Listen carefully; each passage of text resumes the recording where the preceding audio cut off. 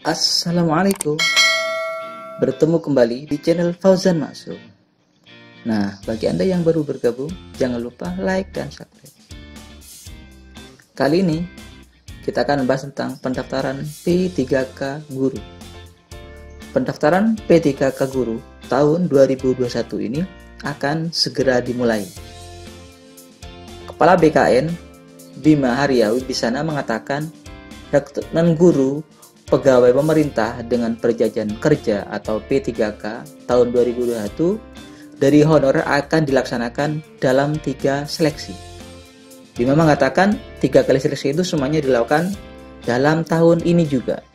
Insya Allah Mei, pendaftaran rekrutmen guru P3K dimulai. Ada 3 tahapan seleksinya tahun ini.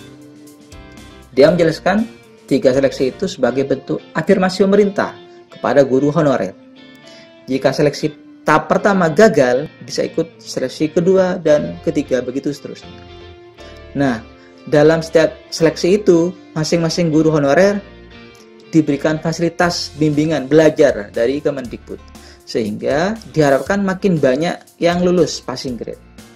Jadi guru-guru honorer yang terdata di database BKN maupun Dapodik Kemendikbud tidak dibiarkan ikut tes tanpa persiapan terlebih dahulu. Untuk jadwal pelaksanaan seleksi guru P3K ini, Bima menjelaskan tahap pertama rencananya dites mulai Agustus. Setelah seleksi tahap pertama selesai, langsung pengumuman, pemberkasan, dan penetapan NIP P3K yang direncanakan mulai akhir Agustus sampai September. Proses pendaftarannya nanti bisa dilakukan melalui sistem seleksi calon ASN atau SSCN, Badan Kepegawaian Negara. Sedangkan proses seleksi akan dilaksanakan mulai Juli sampai Oktober. Disusul pengumuman kelulusan pada November mendatang. Meski demikian, sejumlah tahapan tersebut masih dalam proses finalisasi, alias belum disahkan hingga rencana kebutuhan ditetapkan akhir Maret nanti.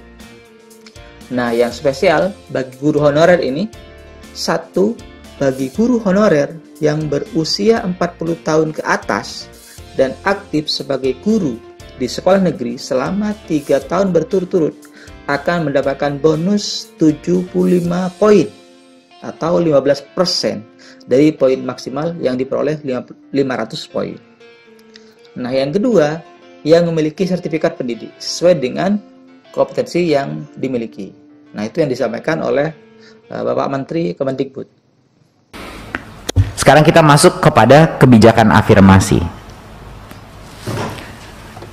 Jadi, Bapak Ibu, kita memikirkan bagaimana caranya kita mendukung dan memberi nilai tambah kepada pengalaman di dalam dunia pendidikan tanpa mengurangi minimum kompetensi yang bisa terdemonstrasikan melalui tes seleksi ini. Jadinya kami mengambil posisi di Kemendikbud bahwa pengalaman adalah suatu proksi daripada mutu. Karena kalau bahasa Inggrisnya itu tacit knowledge atau pengalaman, hal-hal yang tidak bisa diukur oleh tes itu harus juga dinilai, seperti pengalaman berguru dan lain-lain. Nah, jadinya setelah juga dengan Pan RB dan melakukan berbagai macam negosiasi, jadi kita menentukan adalah kita akan memberikan bonus point untuk passing grade. Jadinya apapun passing grade-nya, peserta dengan umur 40 ke atas, ya, 40 tahun ke atas dan berstatus aktif selama 3 tahun terakhir mendapat bonus nilai kompetensi teknis sebanyak 75 poin. Jadi total poinnya itu nanti 500 poin. Jadi esensialnya dia mendapat 15% bonus.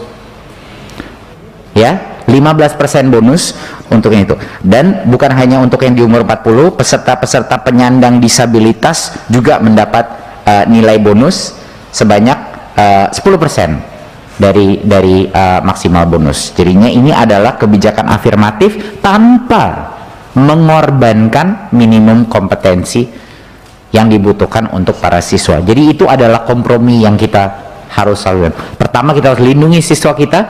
Kedua, kita harus memberikan nilai tambah untuk pengalaman, Bapak Ibu. Karena pengalaman itu ada nilainya yang belum tentu bisa dites, gitu.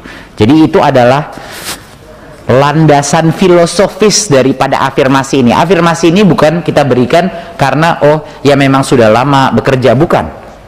Kita memberikan afirmasi ini karena menurut kami pengalaman itu ada nilainya dan harus dihargai dan belum tentu bisa dilihat melalui tes. Nah, satu hal lagi, poin yang penting di atas ini, ujian seleksi pertama, yaitu ingat tadi saya bilang yang pertama kan ada 3 tes tahun ini. Di bulan Agustus adalah tes yang pertama, ya. Untuk yang pertama itu hanya untuk guru honorer di dalam sekolah negeri masing-masing. Jangan lupa ya, tes seleksi P3K ini adalah untuk memposisikan guru di dalam sekolah negeri. Jadinya kenapa kita membilang guru honorer yang sedang kerja di sekolah negeri duluan? Karena mereka sudah lokasinya di situ. Mereka sudah lokasinya di situ. Jadi mereka diberikan ronde pertama di bulan Agustus, lalu sisanya boleh bergabung di 2 ronde berikutnya. Ujian seleksi kedua dan 3 terbuka semua honorer. Jadinya kita pastikan, kita prioritaskan, karena kami juga mendapat banyak masukan. Loh, guru-guru yang sudah ada di sekolah itu harusnya yang mendapat prioritas dulu gitu, sebelum guru dari misalnya lulusan PPG dan yang baru. Ini banyak sekali yang sudah melakukan komplain baik ke Komisi 10 maupun ke kita. Jadi itu yang kita lakukan. Jadi sequencingnya aja. Yang pertama mengambil tes, baru kedua, ketiga dibuka. Nah, kabar gembira bagi peserta yang sudah memiliki sertifikasi guru, ya. Jadi tes kompetensi ini, tes seleksi guru P3K ini ada beberapa komponennya, Bapak Ibu. Ada komponen teknis, ada komponen manajerial, sosiokultural, dan ada komponen wawancara atau esai tertulis yang dikirim. Nah, bagi peserta yang sudah mendapatkan sertifikasi guru, dia mendapatkan nilai penuh yang komponen tes kompetensi teknisnya, ya. Jadinya itu saja yang dia secara otomatis dapat 100% untuk komponen. Tapi dia masih harus harus lulus passing grade untuk manajemen dan wawancara. Jadi Bapak Ibu, ini adalah upaya Kemendikbud untuk menjawab baik permintaan dari Komisi 10, baik juga dari aspek pedagogi dan aspek mutu pendidikan secara filosofis masih matching untuk melindungi kualitas pendidikan guru kita, Bapak Ibu. Jadi ini adalah yang bisa kita tawarkan, dan terima kasih teman-teman di Kemendikbud yang sudah dengan susah payah bernegosiasi dengan berbagai kementerian lainnya, terutama Pan RB, untuk bisa mendukung kita untuk melakukan kebijakan afirmasi ini. Jadi itu kira-kira Bapak Ibu mengenai program afirmasi P3K. Dan jadi poin yang pertama tadi saya ulang sedikit. Poin yang pertama adalah kita tidak akan mungkin mendapatkan kapasitas 1 juta guru ini kalau tidak ada minimum tesnya, karena itu adalah kondisi permintaannya. Kedua, angka 500.000 adalah angka historis untuk formasi ASN guru yang dalam 10 tahun terakhir ini belum sempat kita tercapai sebesar ini. Jadi itu juga patut kita rayakan. Ketiga adalah isunya lebih mendalam daripada sosialisasi, bukan hanya sosialisasi, tapi kepercayaan daerah bahwa pemerintah pusat akan benar-benar menalangi biaya ini, dan itu ya kerja keras kita, itu membutuhkan waktu dan pendekatan.